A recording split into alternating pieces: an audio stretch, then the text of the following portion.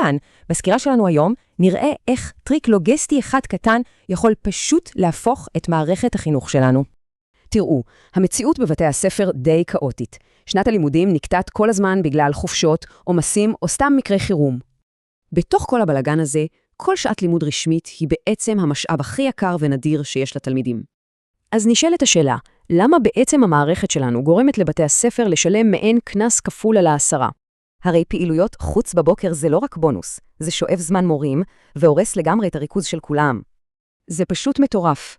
אנחנו מאבדים שעות בוקר יקרות בזמן שימי החופשה נשארים כפוטנציאל אדיר ולא מנוצל. ויש פה רעיון מבריק באמת, תכנון חכם יותר שלא יעלה לנו אפילו שקל אחד נוסף מתקציב החינוך.